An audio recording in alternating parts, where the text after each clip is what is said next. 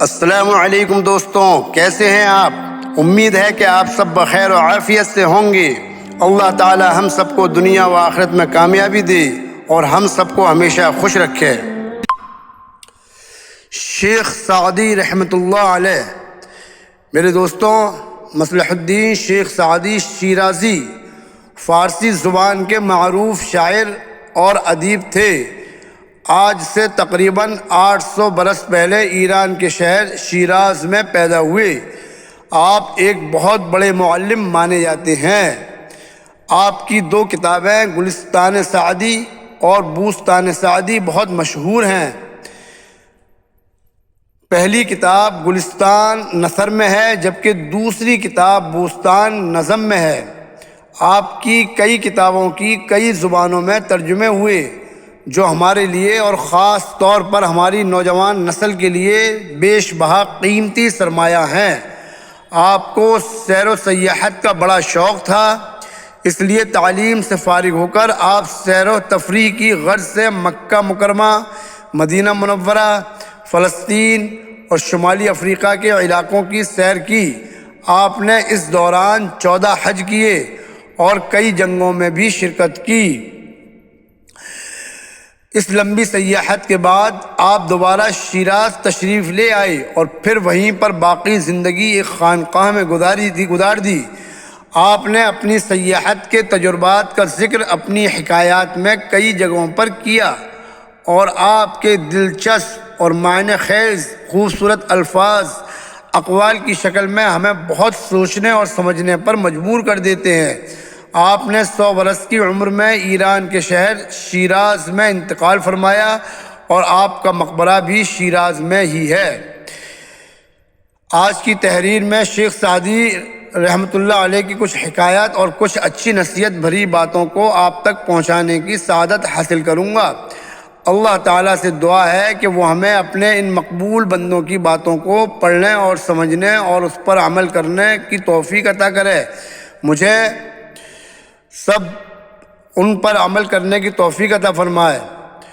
میرے واجب الاحترام پڑھنے والوں، شیخ سعدی رحمۃ اللہ علیہ ایک حکایت بیان کرتے ہوئے کہتے ہیں کہ 2 فقیر تھے جو خراسان کے رہنے والے تھے، جس میں ایک بہت بوڑھا اور ضعیف تھا، جو ایک دن کھانا کھاتا تو پھر دوسرے دن نہ کھاتا اور تیسرے دن کھاتا، جبکہ دوسرا ایک کڑیل نوجوان تھا جو دن میں 3 وقت کھانا کھاتا، کیونکہ اسے بھوک لگتی بھی بہت تھی اور وہ اس کو برداشت بھی نہیں کر سکتا تھا۔ ایک دن وہ اتفاق سے دونوں کسی جاسوسی کیس میں پکڑے گئے اور انہیں فیصلے کے مطابق ایک کال کوٹری میں بند کر کے دروازوں کو اینٹوں سے بند کر دیا گیا اور کیس چلایا گیا۔ 2 ہفتوں بعد معلوم ہوا کہ وہ بے گناہ ہیں، لہٰذا دروازے کو توڑ کر انہیں باہر نکالنے کا حکم ہوا۔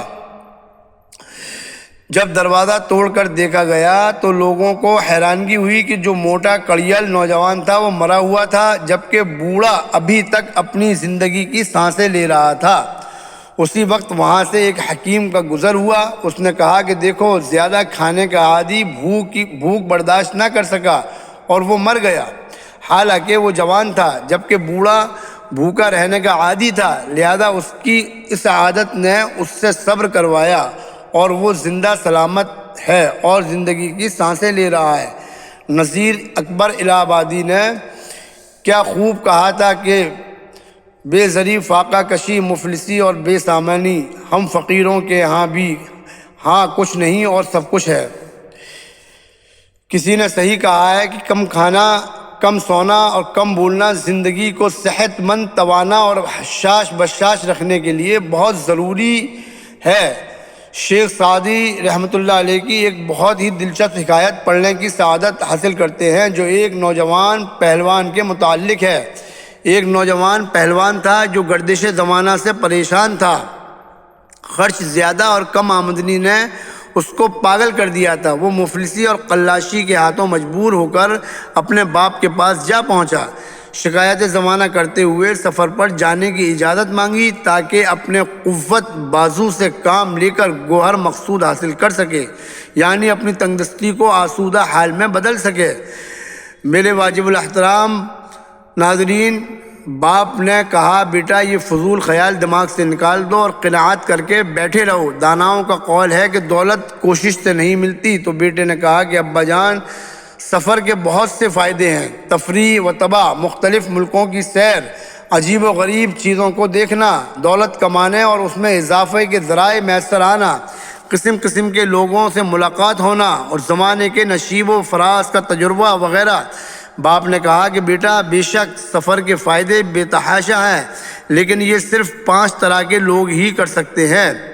نمبر 1، وہ سوداگر جس کو خدا نے دولت، حشمت، غلام، کنیزیں، مستعد خدام دے رکھے ہیں، روز نئے شہر جاتے ہوں، نئی جگہ مقیم ہوتے ہوں اور ہر وقت دنیا کی نعمتوں سے لطف اندوز ہوتے ہوں۔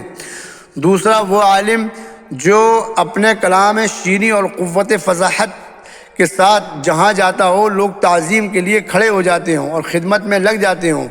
تیسرا، وہ خوبرو کہ صاحب دل لوگ اس سے ملنے کی خواہش کریں۔ بزرگ کہتے ہیں کہ تھوڑا سا حسن و جمال بہت سے زر و مال سے بہتر ہوتا ہے، بلا شبہ اس کی صحبت کو لوگ غنیمت سمجھتے ہیں۔ چوتھا، وہ بخوش آواز شخص جو اپنے گلے سے بہتے پانی کو روک لے، پرندوں کو اڑنے سے باز رکھتا ہو، اپنی خداداد صلاحیت سے کتنے دلوں کو موم کرتا ہو، باشعور لوگ اس کی صحبت میں بیٹھنے کی خواہش کرتے ہوں اور اس کی خدمت بجا لاتے ہوں۔ پانچواں، وہ شخص جو اپنے قوت بازو سے روزی حاصل کرتا ہے اور روٹی کے ایک لقمے کے لیے اپنی عزت و آبرو کا سودا نہ کرتا ہو۔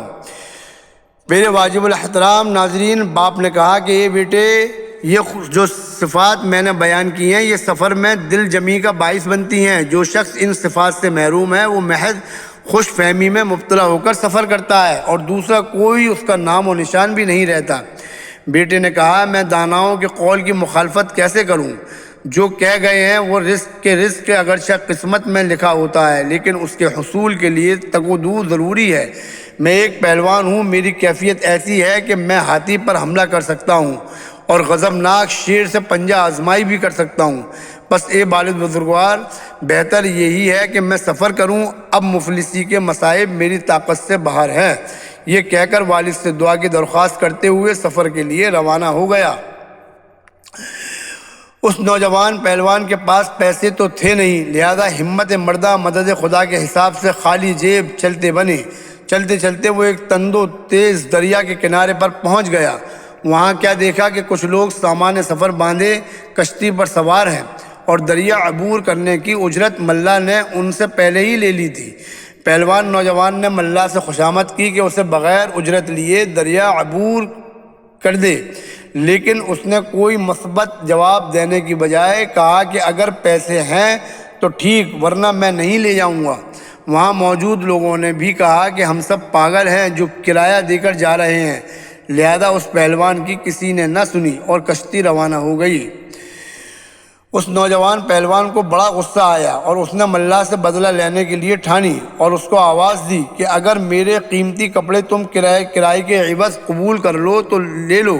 یہ سن کر ملا لالچ میں آ گیا اور کشتی کو دوبارہ کنارے پر لے آیا۔ نوجوان پہلوان نے اس ملا کو کشتی سے باہر کھینچا اور اس کی پٹائی شروع کر دی۔ اس ملا کا دوست یہ سب دیکھ کر آیا تو اس پہلوان نے اس کا بھی وہی حشر کیا جو اس نے ملاح کا کیا تھا، لہذا انہوں نے مناسب یہی سمجھا کہ اس پہلوان سے صلح کر لی جائے اور بغیر اجرت لیے اسے دریا عبور کروا دی جائے۔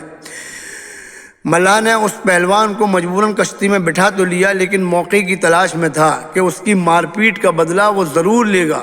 ابھی کشتی تھوڑی دور گئی تھی تو وہاں لوگوں نے دیکھا کہ یونان کے کسی شکستہ حال عمارت کا ستون کھڑا ہے۔ جب کشتی اس کے قریب پہنچی تو ملا نے کہا کہ کشتی میں کچھ خرابی ہو گئی ہے، لہذا تم میں سے جو طاقتور ہو وہ اس ستون پر چڑھ کر کشتی کی رسی کو ستون کے ساتھ باندھے اور کشتی کو رکھے تو ہم اس کی مرمت کر سکیں۔ تو پہلوان اس ستون پر چڑھ گیا اور رسی کو باندھ کر کشتی روکے رکھی۔ میرے واجب الاحترام ناظرین، پہلوان کو اپنی طاقت پر بڑا گھمنڈ تھا، لیکن وہ داناؤں کی وہ بات بھول گیا تھا کہ کسی کو دلی رنج پہنچائے پھر اس کو 100 آرام بھی پہنچائے، لیکن اس ایک رنجش کی خلش اس کے دل سے جاتی نہیں، کیونکہ تیر زخم کر کے باہر تو آ جاتا ہے لیکن وہ زخم اندر ہی رہ جاتا ہے۔